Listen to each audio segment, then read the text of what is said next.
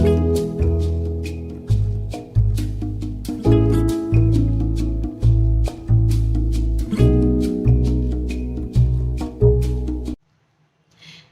guys, my name is Kavya Sharma and I welcome you all to my YouTube channel. I hope all of you guys are doing good and I hope all of you guys are keeping safe. So today's video is very special because this is another addition to the series that I started, which I call reading my favorite poets and authors. And the poet, the amazing poet that I'm going to read today is none other than Gulzar. So I'm sure we're all aware that who Gulzar is, and we've all heard or read his works somewhere or the other, especially if you are a Hindi movie enthusiast. You might have heard Gulzar's poetry in a lot of movies as well. And I just wanted to take this up. So I very recently finished reading this beautiful collection, which is translated by Pawan Varma, and I wanted to read 10 of my favorite poems, Gulzar poems from this collection. So yes, I hope you enjoy this video. And if you do, please let me know in the comment section. That would mean the world to me. Please do also let me know in the comments if you have any other poets or authors whose work you'd like me to read in my YouTube videos, and I'd be more than happy to do that. Another thing that I wanted to share before I start this video is that this book has both English and Hindi translations. This book has English translations of the Hindi Urdu poems, but I am going to read the English translation part only. And yes, let's get started.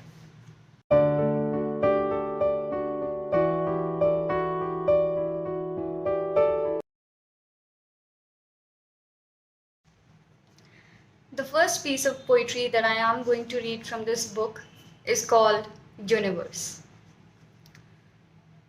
In a billion years, when the sun's fire dwindles and ash blows across its surface, when the moon will no longer wane and the land not rise, when like a cold, burnt out piece of coal, this earth revolves, lost in its gyre, trailing a dying sepia glow, I think then, if a poem written on a piece of paper was to waft along and perchance land on the sun would ignite again.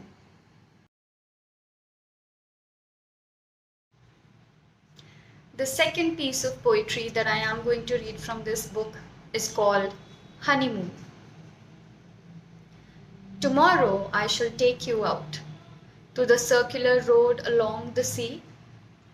At night it looks like a necklace around the sea's neck. We shall ride far on a horse carriage. The hoof beats shall make us feel like monarchs for a while. At the gateway of India we shall see the Taj Mahal Hotel, where couples from abroad come to spend their honeymoon. But tonight, we shall place 2 bricks on this footpath and heat the biryani from the Irani hotel and celebrate our honeymoon here under this staircase.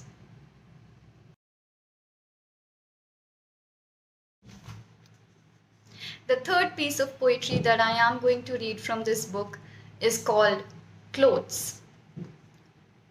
Among my clothes hang your colorful dress. I wash it every time at home, and when it is dry, I iron it myself. But I can never iron out its creases, nor wash out the blotches of past grievances. How easy would life have been had relationships been like clothes, and we could change them like shirts.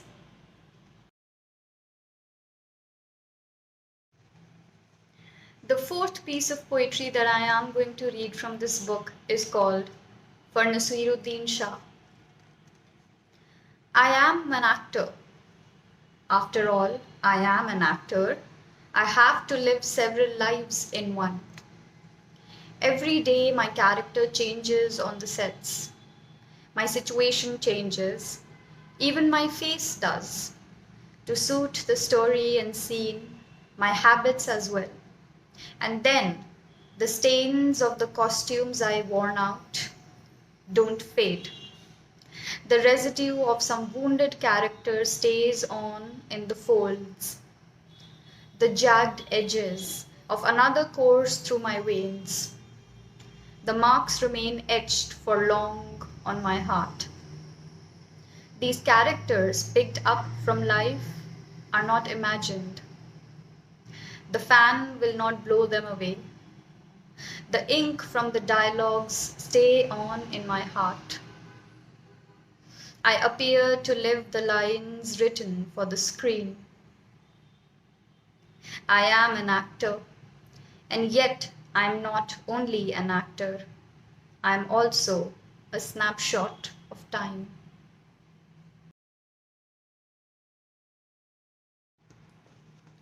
The fifth piece of poetry that I am going to read from this book is called Old Woman. Old woman, with you I have shared everything about life. Food, drink, clothes, all that make a home. Sleep, and all our wakeful nights. From the birth of our children to their settling down, and finally moving on. Every stage of life I've shared with you. With you I have shared the grief of parting, quarrel, reconciliation, solitude too. All my tricks I've shared with you, truths and lies as well.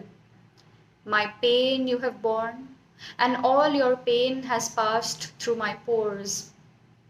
We have lived together, but how is it possible for us to die together?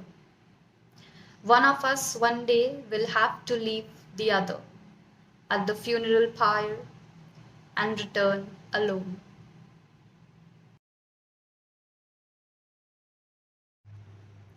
The sixth piece of poetry that I am going to read from this book is called Portrait of a Prostitute. In the field's tangle, hardly conscious, sulking she lies corpse-like, mouth half open, crushed by the path, watching the faces of young oglers on both sides. She lapses into silence with just one thought. If my womb had not been so crushed by passerbys, my sons too would have come to youth by now, and my daughter too would be of an age to be married.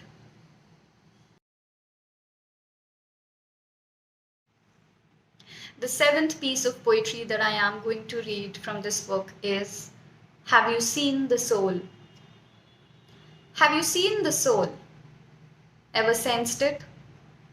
Have you ever felt the mist, alive, alert, soaked yourself in its breathing, milky whiteness? Or else when ripples of water twinkle, while on a boat on a lake, on the onset of night, have you ever heard the sobbing wind wail?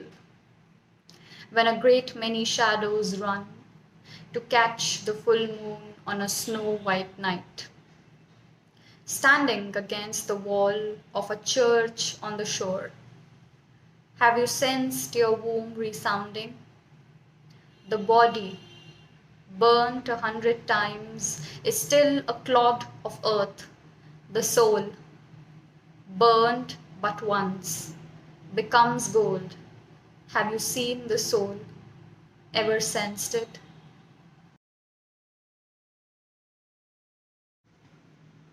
The eighth piece of poetry that I am going to read is called Drizzle.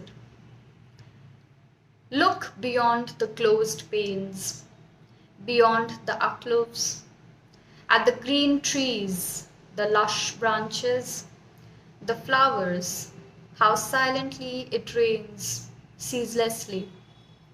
Amidst all the noise, the people, and so many voices.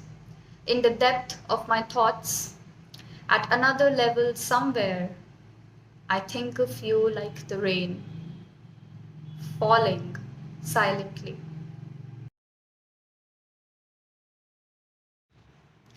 The ninth piece of poetry that I am going to read from this book is called A Portrait of Ghalib.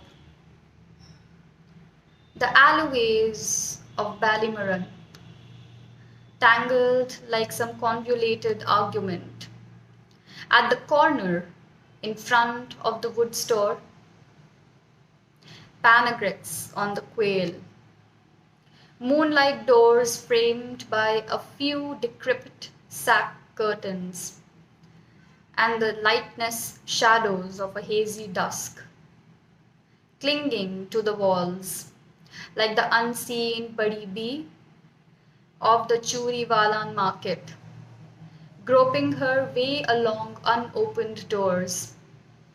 From such a shadowy lane, Gully Qasim, begins a decoration of lights.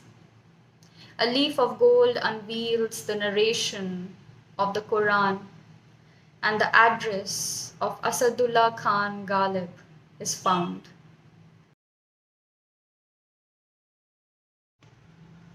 The tenth and the last piece of poetry that I am going to read from this collection is called 1857. Now, just a note here. Gulzar Sahib was specially invited to compose and read this poem at the Central Hall, Parliament House, on 10th May 2007 to commemorate the 150th anniversary of the revolt of 1857, the first war of independence. 1857. It was a thought of revolution, of fervor, of passion. 1857. Of suffocation and pain, it was a burning ember that erupted 150 years ago. We have carefully nurtured each spark and brought it to flame. Sown those embers in so many places, so many times, and nourished saplings of its light.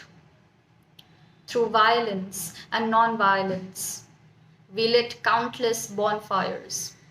At Kanpur, Jhansi, Lucknow, Meerut, Roorkee, Patna.